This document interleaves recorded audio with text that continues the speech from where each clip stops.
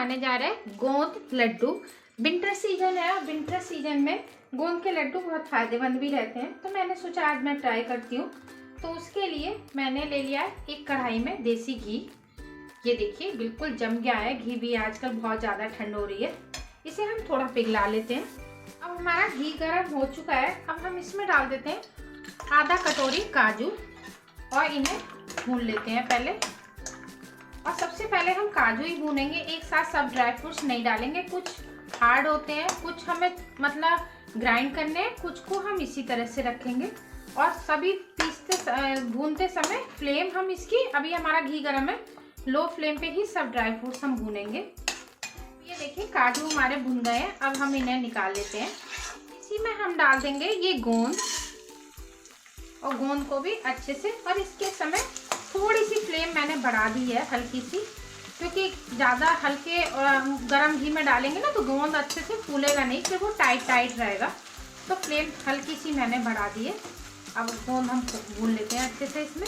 ये देखिए कितना अच्छा सा भून गया है। गोंद भी अच्छे से भून चुका है। अब इसी घी में मैं डाल दूंगी आधा कटोरी से ज़्यादा बादाम, इन्हें भी हम भून लेते हैं। और सभी ड्राई फ्रूट्स वैसे तो आप चाहे कच्चे भी डाल दें, पर भूनने के बाद जो इसका खुशबू रहती है और इसकी जो लाइफ टाइम है वो भी बढ़ जाती है। आप लंबे समय तक इसको रख सकते हैं। तो मैं इन्हें भी थोड़ा सा भून लेती हूँ। अब ये देखिए हमारे बादाम भी भुन गए हैं। अब हम इन्हें भी निकाल लेते हैं।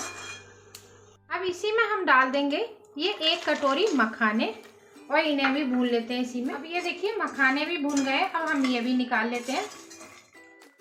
अब हम इसी कढ़ाई को मैंने साफ कर लिया है। अब हम इसमें डाल देते हैं थोड़ा सा घी। ये लगभग होगा आधा कटोरी, 150 ग्राम के करीब घी है। तो अब इसे मैं पिघला लेती हूँ।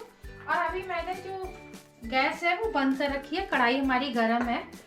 अब मैं इसकी फ्लेम ऑन कर देती हूँ और बिल्कुल लो रखेंगे। लो गैस पे ही हमें इसमें डाल दूंगी मैं एक कटोरी आटा। ये 250 ग्राम से थोड़ा सा ज़्यादा है, मैंने कटोरी से नापा है, अंदाज से 250 ग्राम से थोड़ा ज़्यादा है। और घी अब हम मिक्स करके देख लेंगे। अगर हमें चलाने में प्रॉब्लम होगी तो थोड़ा सा और ऐड करेंगे, नहीं तो काफ़ी है। ये मुझे बिल्कुल परफेक्ट लग रहा है।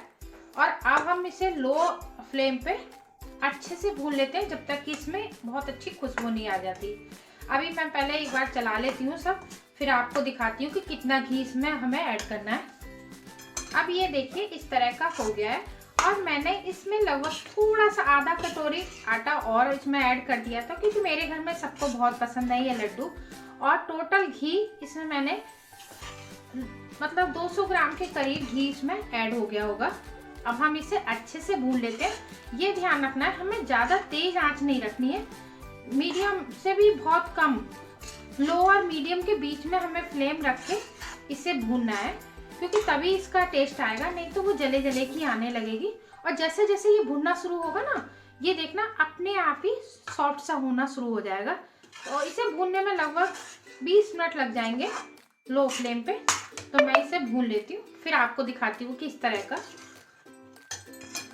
अब ये देखिए हमारा आटा कितने अच्छे से भुन गया है, और ये देखिए बिल्कुल सॉफ्ट भी हो गया है। इससे ज़्यादा हमें घी की ज़रूरत नहीं है। तो लगभग आधा किलो आटे में 200 ग्राम घी पड़ा है। अब हम इसमें डाल देते हैं ये आधा कटोरी खरबूजे के बीज, और साथ में ही मैं डाल दूंगी ये पोस्ता। इसे भी अलग से हमें भूनने की ज़रूरत नहीं है, क्योंकि हमारा जो आटा है वो ही बहुत गर्म है, इसमें अच्छे से भून जाएगा। अब इन दोनों चीज़ों को चलाते हुए लगभग 5 मिनट और भून लेते हैं, जिससे कि ये बीज और ये पोस्ता दोनों अच्छे से भून जाए। अब ये देखिए 5 मिनट हो गए हैं। अब हमारे जो उसके खरबूजे के बीज और हमने पोस्ता डाला था वो भी अच्छे से हो गया है इसमें। अब हम फ्लेम कर देते हैं बंद, और अभी कढ़ाई गर्म है। एक आध बार हम चलाते हुए इस तरह से इसी में छोड़ देते हैं जब तक ये छूने लायक ना हो जाए, उतना गर्म हमें रखना है। अब हमने जो गोंद फ्राई करा था इसे कटोरी या किसी भी उससे इस तरह से कर देते हैं मैश। इसे हमें पीसना नहीं है, हल्के से हाथ से इस तरह से हो जाएगा ये अच्छे से। तो मैं ये सब कर देती हूँ, फिर आपको दिखाती हूँ किस तरह का करना है। अब ये देखिए इस तरह का हमारा गोंद पिस के तैयार हो गया है। मतलब कुछ पीस रह गए हैं, कुछ इसमें वो हो गए हैं क्रश इस तरह से, ये देखिए। अब इसी के साथ हम मखाने, काजू और बादाम इन सबको भी दरदरा पीस लेते हैं। अब मैंने आटा वगैरह जो है वो सब भुना हुआ इसमें बर्तन में कर लिया है, और ये मैंने जो ड्राई फ्रूट्स थे ये भी पीस लिए हैं, ये इसके अंदर डाल देते हैं। कुछ पीस इसमें साबुत दिख रहे हैं तो इस तरह के ये अच्छे लगते हैं। इसी के साथ हम इसमें डाल देंगे थोड़ा सा इलायची पाउडर, आधा चम्मच के करीब, और आधा चम्मच सौंठ पाउडर। ये क्या है, ठंड में वैसे भी बहुत फायदेमंद रहता है। और अब इसी के साथ मैं डाल देती हूँ 1 कटोरी, ये 250 ग्राम के करीब बूरा है, पिसी हुई चीनी। अगर आप मीठा आप अपने हिसाब से कम ज़्यादा कर सकते हैं, और अगर आपके पास पिसी हुई चीनी ना हो और या आप कम पसंद करते हो तो आप इसकी जगह शक्कर भी यूज कर सकते हैं। मैं इसमें बूरा डाल रही हूँ। अब हम इन सब चीज़ों को अच्छे से कर लेते हैं मिक्स। इसमें और कुछ डालने की ज़रूरत नहीं है, हमने सब चीज़ें ऐड कर ली हैं। अब मैं इन सब चीज़ों को मिक्स कर लेती हूँ। अब मीठा आप अपने हिसाब से, टेस्ट के हिसाब से कम ज़्यादा कर लें।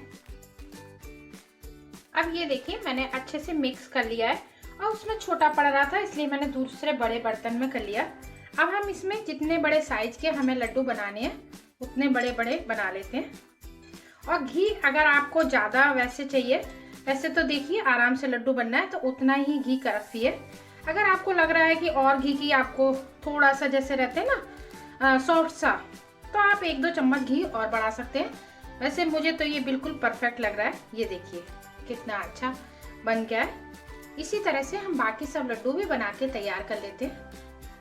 अब हमारे गोंद के लड्डू बनके तैयार हैं। एक बार ज़रूर ट्राई करें। अगर आपको ये रेसिपी थोड़ी सी पसंद आती है तो प्लीज़ आप लोगों से रिक्वेस्ट है मेरी वीडियो को लाइक करें, शेयर करें, कमेंट करें और चैनल को सब्सक्राइब करें।